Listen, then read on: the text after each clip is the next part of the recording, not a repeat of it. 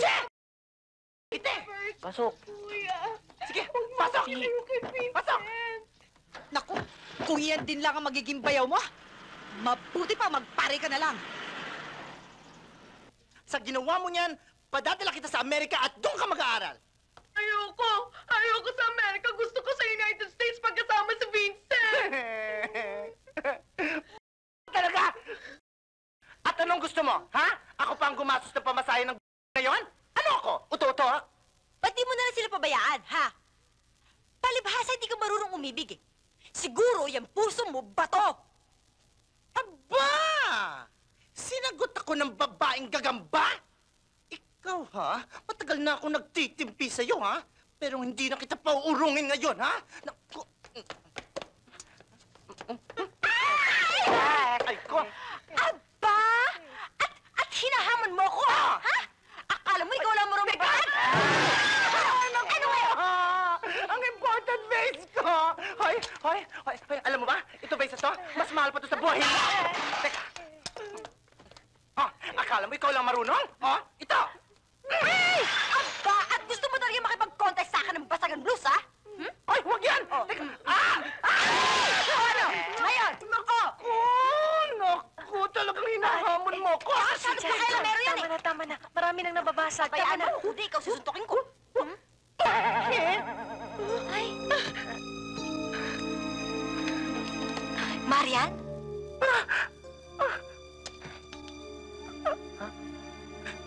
Boss, tinama mo siya sa medulla oblongata niya. Ha? Ano yun? Vein of life. Isa ka ng kriminal, boss. Siguradong patay siya. Hindi!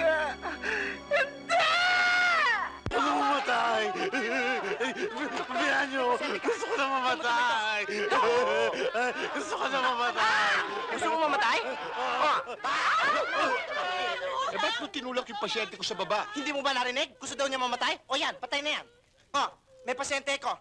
Tabi yan! Dito. Ayan. Sige. Buhayin mo. Sino ka ba? Aba, hindi mo ako kilala? Kaya kitang bilhin. Pagkano ka? Pati itong ospital, kaya kong bilhin. Sige, buhayin mo. Buhayin mo! Buhayin mo na, bilisan mo. Huwag ka mapadali, mabubuhay din yan. Ayan. Habilis yung tak-tok-tok. Ibig na, hati ka na hala. Abasik do, asyam niya hata ko to, benti ka to malahayot. Yan.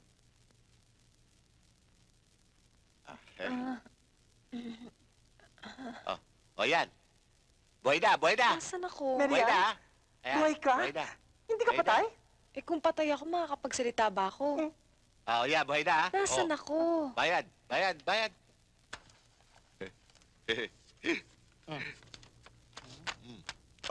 Naamoy mo na? Oh. Bayad ka na. Ay, nay. Sir Peter? Wala akong kailangan sa'yo. Ang kapatid ko ang responsibilidad mo. Alam ko ho. Pero kaya niyo ako sinusweldohan dahil responsibilidad mo ang kapatid mo. Pwede ba huwag mong ginugulo ang isip ko? Gawin mo ang responsibilidad mo sa kapatid ko, tapos ang kwento. Pero ang gusto ko isaksak dyan sa utak mo, hindi ko responsibilidad ang tao dahil sa kahigpitan mo. At sino? Si Pinky. Hoy, Cynthia, huwag mo akong tinatakot, ha? Ang ginagawa kong paghihigpit sa kapatid ko ay alang-alang sa kanyang kapakanan. Mabuti nga ang hangad mo. Pero asama naman ang dating sa kapatid mo. Paano yan? Talaga bang iniinis mo ko? Aba, ewan ko kung nakakainis ang pagpapakatao, lalo na't kung kapatid mo pa. Eto sulat. Sa pangangatwiran mo't pagtataray, ewan ko lang kung maabot ang parat siyang buhay. Pero, kailangan makita ko muna ang balanse.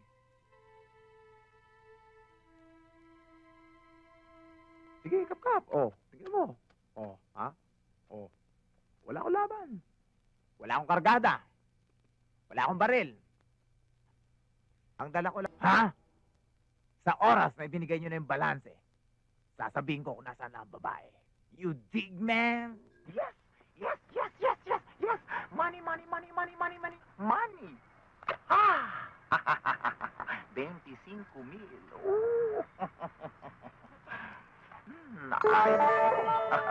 Blackjack! Bakit? Ba't nandito ka? Pangit ko pala kapag anghel. Parang corny ang dating, ah. Ano yung sinasabi mo? Hindi mo ba alam na sa ginawa mo'y para mo na rin ipinagbili ang buhay ng mga kabataan? Charing, Uy! huwag mo siyang intindihin. Nandiyan ka din, ah. Ito, cool. Cool guy. Dahil ang importante sa tao, pera, datong, salapi, at datu. Yeah. Paano kung dumating ang araw na isa sa mga biktima ng ay anak mo? Ay, naku, matagal pa yon. Oh. Ang mabuting gawin mo, huwag kang mag-asawa para huwag kang manganak. Dahil ang panganganak, napakasakit na masakit. Teka, paano kung manganganak? Excuse me, ha? Ay, oo nga pala, sorry. Blackjack, wala ka na bang natitirang konsensya? Huwag mo sagutin yan. Huwag mo sagutin yan dahil hindi na uso ngayon ang konsensya. At kaya ganyan magsalita yan? Dahil malapit na siyang kunin ni Lord.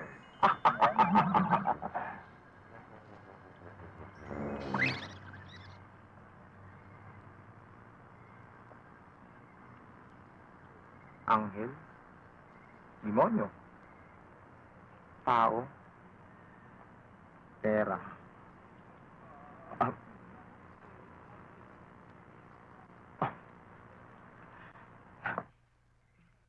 Hindi ako miyembro ng sindikato. Isa akong retiradong pulis na ang ikinabubuhay ngayon ay maghanap ng mga wanted na kriminal na may presyo sa ulo. Isa akong bounty hunter. Kahit sino ka pa, hindi ako sasama sa'yo.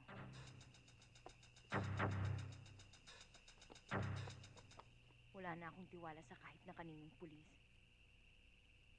Marami rin mga katulad mo ang nawawala ng tiwala sa mga pulis.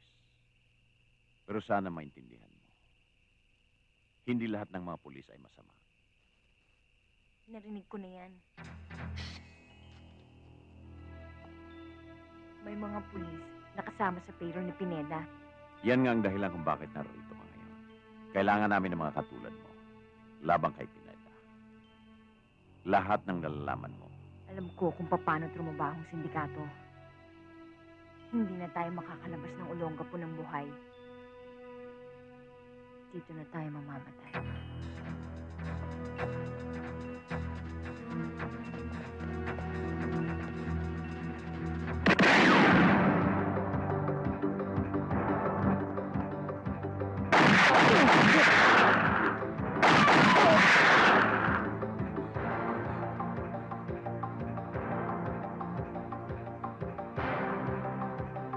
Sir! Wag! Ay, ako to! Yay!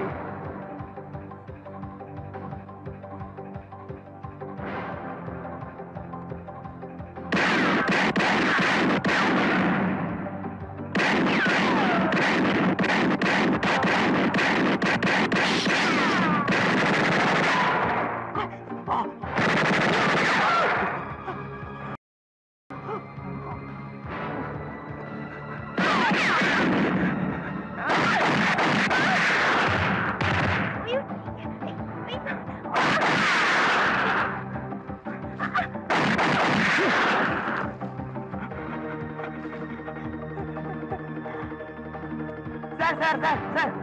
Ang dami nila! Kaya mo yan. Sir!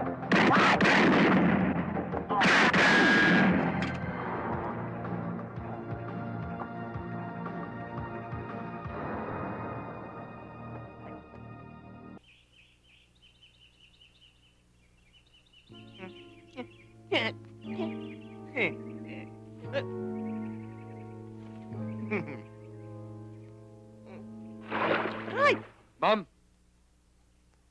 Juan, Hi. anong ginawa niyo sa kanya? Bitiwan niyo nga yan kung sa akin.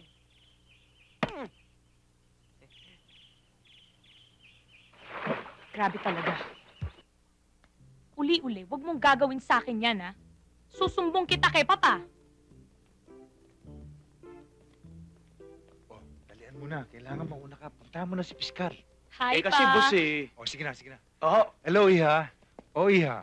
Ano na naman ang tinitili mo dyan? Ayon. Yan kasing tauhan ninyo, masyadong atribido. Ah, siya nga pala.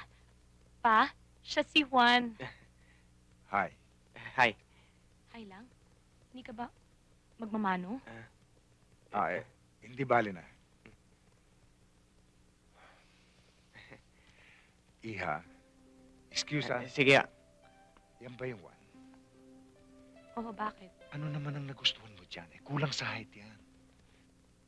Pa, height lang. Ah, Siya nga pala, magsha-shower lang ako, pa. Ikaw na muna bahala kay Juan, ha? O sige, Iha. Juan, ikaw naman, huwag ka nang masyadong mahihiya kay Papa, ha? Hmm?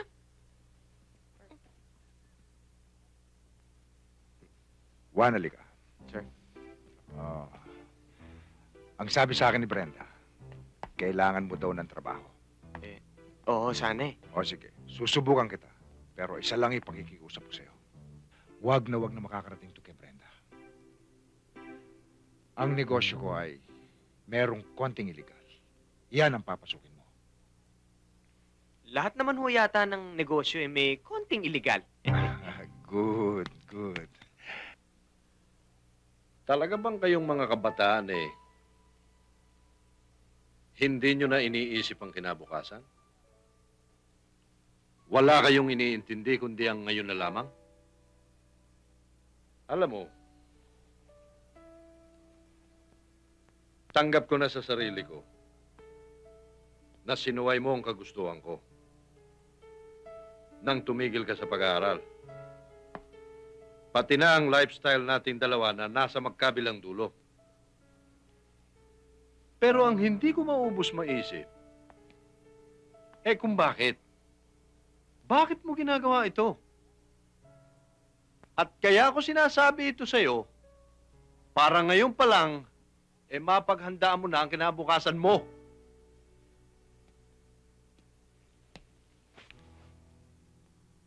Dad, pwede yung kinabukasan ko. Bukas na lang natin pag-usapan? Oh, sige, sige. Oh. Huwag mong mamasamayin yung sinasabi ko sa'yo, ha? Para rin sa kabutihan mo yan. Alam ko naman yun eh. Thank you.